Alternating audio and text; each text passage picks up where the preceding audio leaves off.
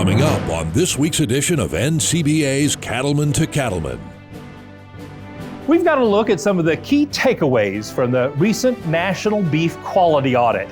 Plus, learn how the audit can help you better manage your cull cows and increase your profitability. And now, NCBA's Cattlemen to Cattlemen. Hello and welcome to NCBA's Cattlemen to Cattlemen. I'm Kevin Ochsner. Thanks for joining us. Every 5 years, the National Beef Quality Audit brings together a wide range of beef industry stakeholders for a collaborative research and data collection exercise. The goal is to evaluate the quality of the beef produced in the United States and identify strengths and areas for improvement. Here's a look at some of the findings from the most recent audit. There's a saying in business, if you don't measure it, you can't manage it. For more than 3 decades, the National Beef Quality Audits have been evaluating various aspects of beef production, processing, and marketing to help us better understand what quality means to different industry sectors. It's a huge undertaking with a tremendous benefit, ensuring that the beef industry remains competitive by consistently delivering a positive eating experience for consumers. The 2022 audit was conducted under extraordinary circumstances because of COVID-19 supply chain disruptions. The pandemic also caused a backlog, and more cattle over 30 months of age were harvested. Nonetheless, beef proved to be a protein consumers want, and the industry persevered to provide quality products. This audit also showed consumers are far less concerned about food safety. That's because they now expect beef products to be safe without question, because they know every day farmers and ranchers take the steps necessary to ensure it. For fed cattle, the audit shows a significant improvement in the overall quality of carcasses. There's an increase in the percentage of carcasses grading prime and choice, which are the higher quality grades and indicate better marbling and tenderness. Even though fewer defects were shown, bruising remains a concern. Implementing better handling practices and reducing stress during transportation can further minimize bruising and enhance beef quality. Speaking of transportation, nearly 93% of transportation service providers interviewed were familiar with the Beef Quality Assurance Transportation Program, and 91% are BQAT certified. The market cow and bull sector is viewed more favorably by the beef supply chain than in the past because it provides an alternative product and a secondary value to animals once their original purpose is no longer suitable. Although market cows and bulls are typically associated with ground beef production, over time the industry has realized these animals have the potential to yield valuable primals to be fabricated and sold as retail cuts and to the restaurant trade. However, full udders are considered a defect and could potentially contaminate the product if milk gets onto the carcass at the processing facility. Full udders can also cause mobility issues, impacting the animal's well-being. Of all the defects in cows identified in the 2022 audit, nearly half were due to full udders. Cows should be checked for pregnancy prior to harvest or culled prior to breeding. Foreign materials also continue to present a problem, and producer education on the use of projectiles when handling cattle could help to reduce food safety concerns and further improve animal well-being. This was just a quick look at some of the findings of the 2022 National Beef Quality Audit. You can download an executive summary and find additional resources at the website bqa.org. The National Beef Quality Audit gives us a snapshot of the current state of the beef industry, the challenges, and the progress made in the effort to improve beef quality. Dr. Clay Mathis shares his thoughts on some of the insights cattle producers should take from the audit. The latest National Beef Quality Audit did indicate that there are some key opportunities for improvement in the area of cull cow management. Can you tell us a little bit about those findings? Yeah, really there's three I think that are most important. One of them is the severity of bruising was higher than it had been in past years. Another one is we had more cows with full udders, and that when a cow is harvested, the milk that can come out of that udder, and it contaminates the carcass, and so there's losses there.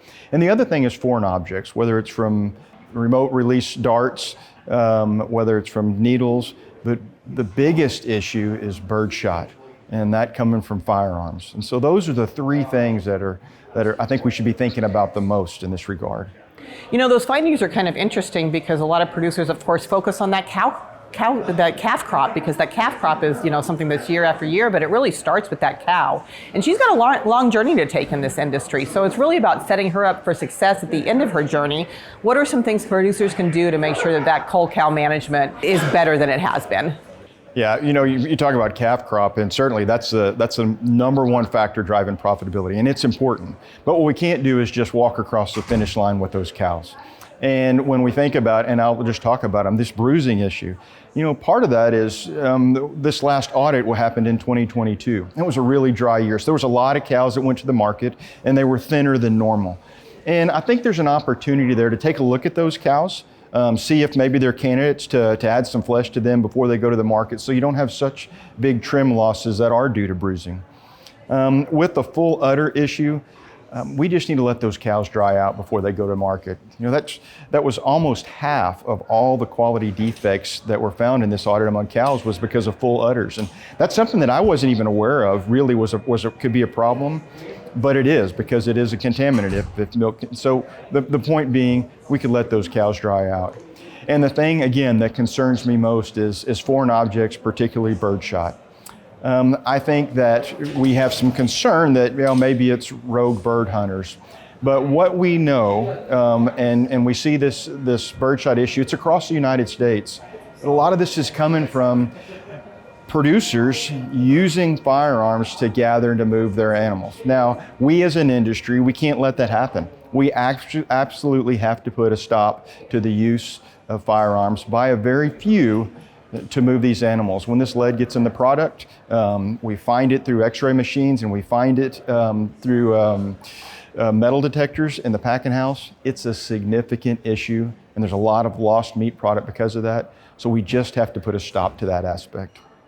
Some of these things that you talk about, you know, there's definitely the aspect of adding value to that cull cow, but at the end of the day, she's also going to be beef on somebody's plate, probably in the form of hamburger, but it's also an animal welfare issue, and we really need to be cognizant of that as an industry, I think. Maybe talk a little bit about making sure that those cull cows are managed in such a way that our image is good and that product is safe.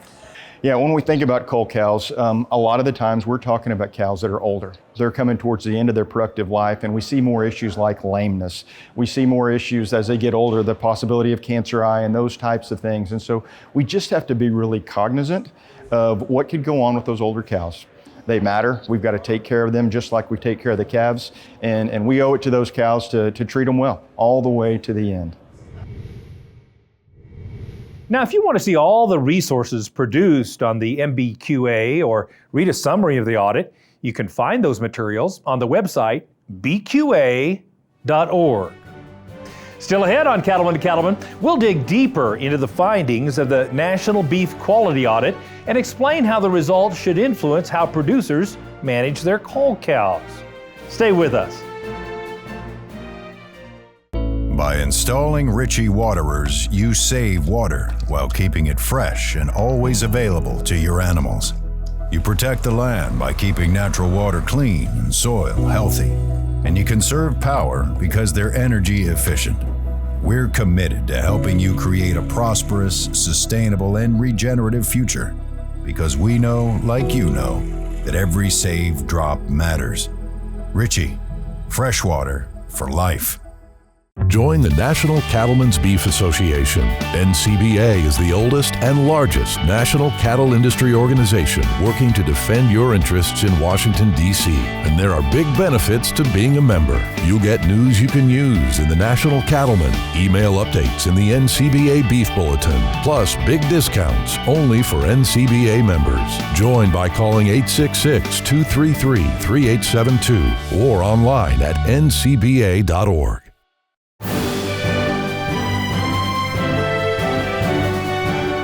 For cattle producers across the country, cull cattle are a part of doing business.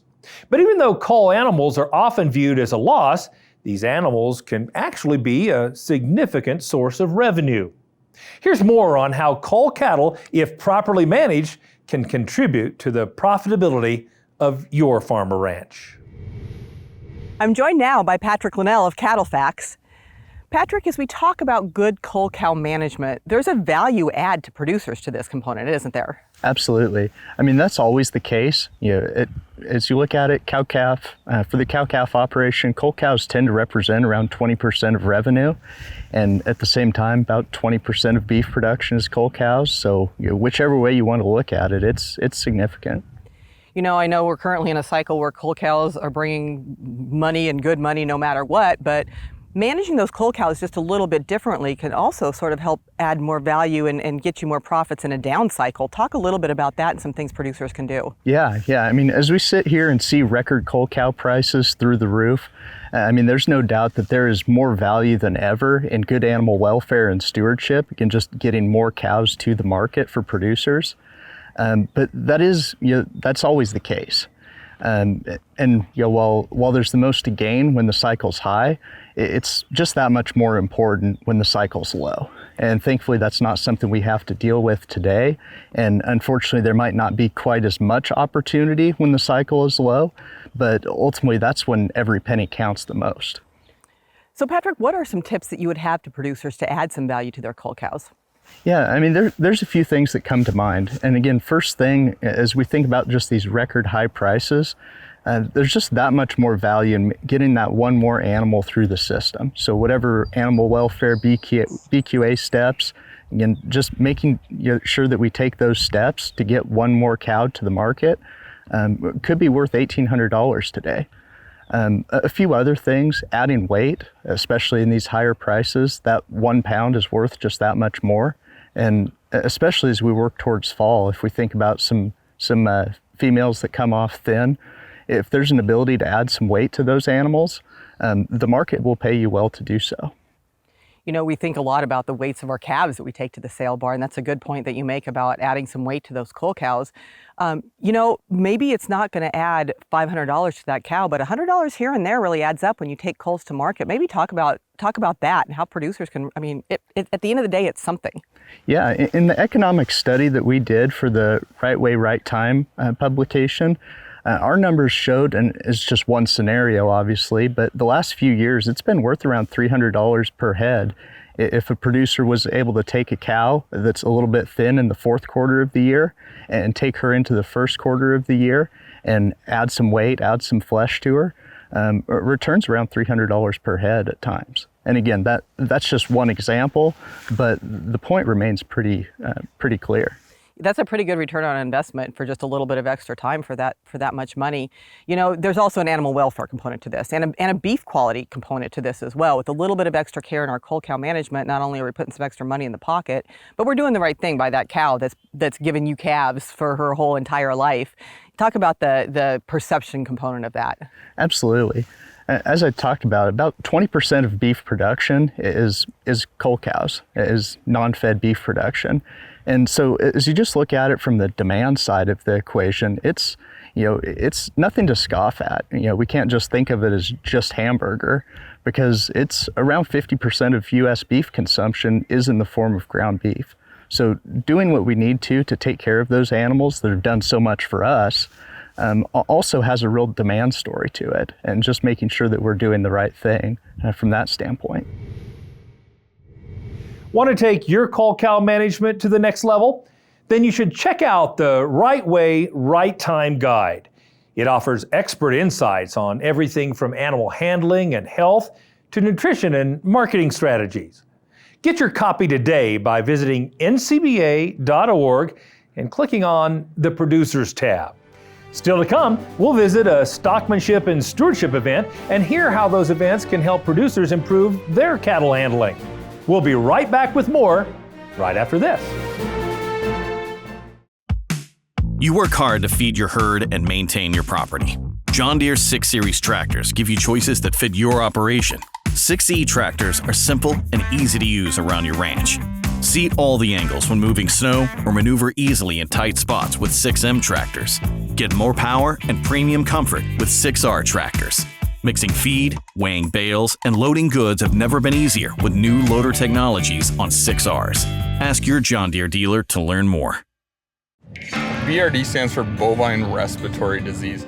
It isn't a specific disease, but it's the complex that we deal with. This particular group has used Draxxin KP. As they were using the KP, one of the biggest things they brought up to me was how much quicker the response was. They see that it works, and when you figure your cost into it, I think it's a significant return on an investment for them.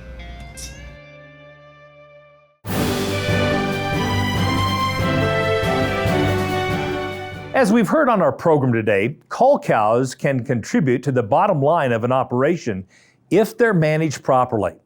One great place to get hands-on training to improve cattle care is at regional stockmanship and stewardship events.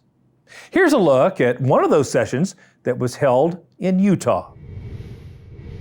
A crowd of cattle producers gathered at a stockmanship and stewardship event in Utah to learn about a variety of topics, including low-stress cattle handling from industry experts Ron Gill and Kurt Pate. We went through all the basics of all different aspects of working with livestock. And so I think this is very important because, of course, stress on cattle creates problems with people, cattle, and the industry. So we feel it's very important to get people on the right track, working their cattle in a proper way that fits the industry, the lifestyle, and the cattle. The stockmanship and stewardship events offer insights and education for producers of all skill levels.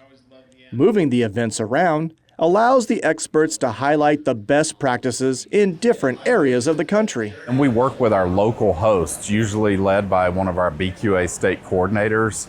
Our state affiliates and beef councils contribute, and we work on an agenda that really fits that region of the country. So here we're going to be talking about grazing management, several breakouts around managing in this drier, higher arid environment. We have people from, I think, 5 or 6 states coming to speak at this event from around the country. So you'll definitely hear from some folks you haven't heard from locally.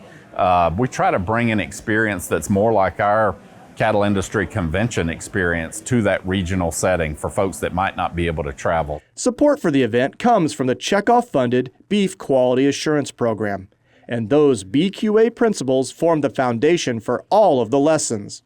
BQA certification is more important today than ever. It's always been important for educating and onboarding new employees, maybe getting a refresher on those cattle safety and health components and making sure we're doing things the right way chute side, which we always like to cover those basics. But even more today, we're talking more about biosecurity. We've developed new resources in those areas, more on transportation and safe handling, reducing bruising, as we've seen problems through our National Beef Quality Audit in those areas where we're seeing more bruising. This event is our opportunity to get all of our producers here attending the event BQA certified. Not only do we want to ensure the consumers here in Utah and across the United States that the cattle are handled well from start to finish, but we want the consumer to have trust and faith in our producers that they're taking time out of their schedules to come here and learn good cattle handling principles. Neogen sponsors these one-of-a-kind training sessions, and Dr. Kirk Ramsey says Neogen is proud to support this important initiative to educate cattle producers. I think these stockmanship stewardship events are probably one of the most important things we can be doing around our industry. Creating these opportunities like this to create education, to give chances for producers to come together, to get some education on some things that maybe they don't think about. That's where these are really important, I think, for our industry. Through a partnership with the National Cattlemen's Foundation and Cargill Protein, the National Cattlemen's Beef Association offers the Rancher Resilience Grant, which cattle producers can apply for to help offset some of the cost of attending educational events. What we basically do is reimburse your registration fee and hotel costs for attending those events. Our stockmanship and stewardship events, like we're at today, qualify for that Rancher Resilience Grant. I encourage folks to go check out what's been approved, and if there's an event in your region that does not have it listed on the Rancher Resilience Grant site, you can ask the organizers to reach out to us. We have a quick application for them to be approved if it meets our criteria. So if you're looking for an educational experience unlike any other, be sure to visit a stockmanship and stewardship event near you. I would encourage all producers throughout the country to come to any of these workshops that they can, that either your local cattlemen's associations put on, but especially these ones that NCBA puts on are highly valuable. Anything that helps us, it will help our neighbors, that helps the industry as a whole, and puts a good look on all of us. To show that we are good stewards of our land and of our livestock. We're trying to bring a unique experience. You will definitely hear something new. You'll definitely be able to take away a new idea, challenge yourself with some new thinking if you attend a stockmanship and stewardship event. Did you miss out on a chance to see a stockmanship and stewardship event in person this year? Well, you're in luck. On Thursday, November 7th, there will be a special virtual event. It offers the same high-quality content and educational sessions, but you can watch it from the comfort of your own home. You can register for free at stockmanshipandstewardship.org. When we come back, we'll wrap up this special edition on the National Beef Quality Audit and Cull cow management. Stay with us. We'll be right back.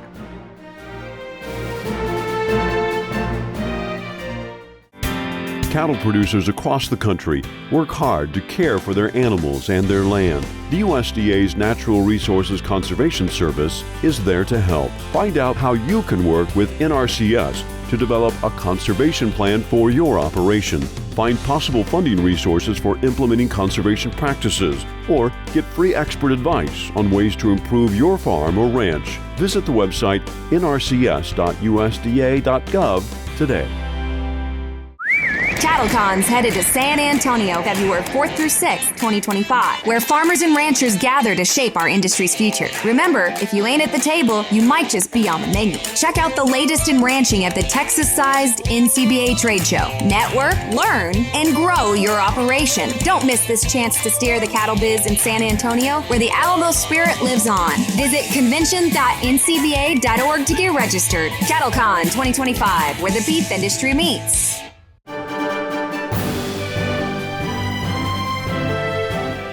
Welcome back to this special edition of NCBA's Cattlemen to Cattlemen, as we continue our look at the latest National Beef Quality Audit and how the results can help you better manage your cull cows. Joining us now is Michaela Klauser. She's Senior Director of Producer Education for NCBA. Michaela, after looking through the National Beef Quality Audit, what's your read on the overall state of the beef industry? Mm-hmm. So looking at the most recent results, we saw a lot of positives, a lot of success stories. We are producing the highest quality product that we ever have. We have the highest percentage of carcasses grading choice or better, with about 7.5% of those carcasses grading prime. We also heard from these large companies, from the packers, the further processors, and those retailers that we're extremely efficient as an industry. You know, when comparing the 2016 audit to the 2022 audit, we had some challenges right there in the middle that we had to overcome. And because of that, you know, we persevered as an industry and we are a lot more efficient. Additionally, we also heard that food safety is a way of business. It is assumed. And so we know that we are producing a high quality, safe, delicious product for our consumers, and our consumers are looking for it. There's a big demand. So the future is bright for the industry. That's great news. Now, we talked earlier in the show about the Beef Quality Assurance Program. What role does BQA play in all this? So the Beef Quality Assurance Program is pivotal to the success of the beef industry. You know, looking back to the very first National Beef Quality Audit in 1991, we saw that injection site lesions were such an issue. We had product quality issues, defect issues, and we've been able to improve these issues audit over audit every 5 years as we have implemented these BQA principles. So, you know, BQA has continued to expand. It is a total quality management program. We look at herd health, grazing practices, nutrition, and everything in between, so we can best equip producers to raise their cattle the best way possible. Now, we've also talked about cull cow management in this program, and what's your read on why it's so important to kind of understand how to properly manage those cull cows before they leave our operation? Yes, so cull cattle add a lot of value to the producer, and we don't want producers to forget that. But you know, it's also important to remember that there's a reason why cows are being culled. There's a reason why you're sending her to town, whether she's open, whether it's age, a mobility issue, any kind of instance like that. But it's important to always consider her through the end of the journey. So she is set up for the most success through the end. That's by analyzing her fitness for transport, looking at her body condition score, and remembering, her journey doesn't end when she leaves your farm or ranch. It ends when she gets to the plant. So if she's going to a sale barn, an auction market in between there, whatever the transportation looks like, take that into consideration when you're sending cows to town. We sure appreciate you coming to the show today. Thank you. Now remember, if you're looking to maximize the profitability of your culling decisions, a great resource to check out is the Right Way, Right Time Guide. For more information, just visit ncba.org and click on the Producers link. Well, that wraps up this edition of NCBA's Cattlemen to Cattlemen. Thanks so much for watching. We'll see you again next week, right here on RFD TV.